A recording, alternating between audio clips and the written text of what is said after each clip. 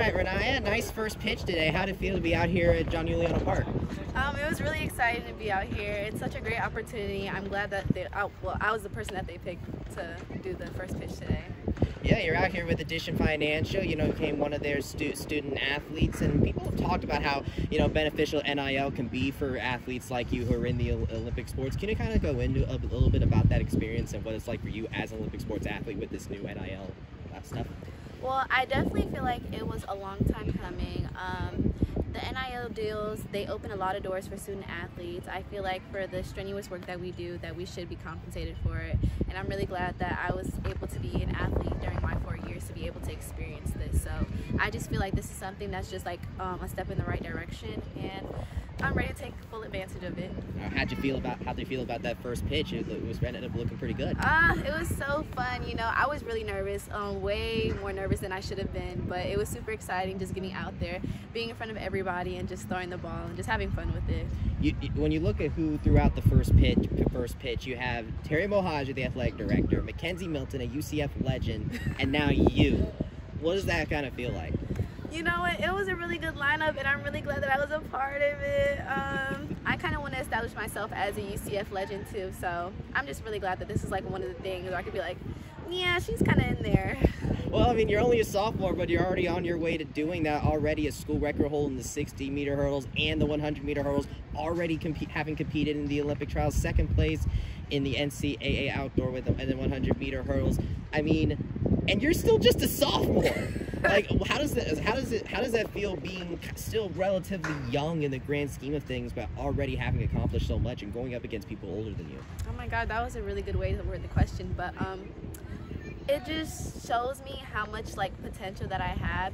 I really didn't see it myself, but it's just so great to have a coach, so many teammates who see it before you do, and for me to go out there and actually just explode and just come out with so many great results. It just goes to display that even when you are so young, there's so much power that you have and so much potential that you can reach that you don't even know what's inside of you.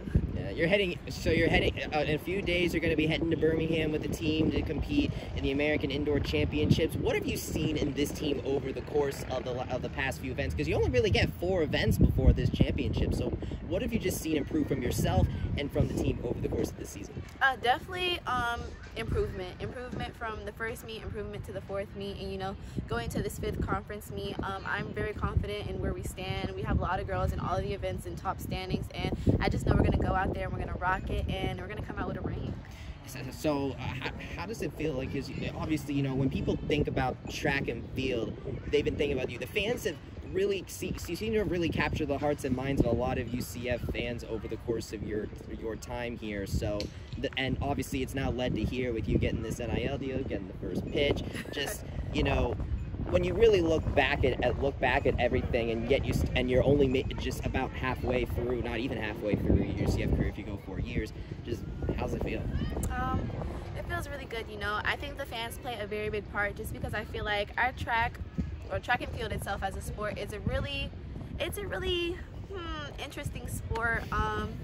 I feel like there's so much to learn from it, and I feel like when people actually take the time to get to know what the sport's about, they really enjoy it. And just going out there, being able to watch the events for yourself, sometimes they're short-lived, but I think it's worth the watch. So just having fans out there and having them know what's actually going on, it means a lot to me. What would you say is the biggest difference between doing the 100-meter hurdles and the 60-meter hurdles, indoor and outdoor? Because you hold the school record in both, but obviously they're kind of 2 different things. So you know what?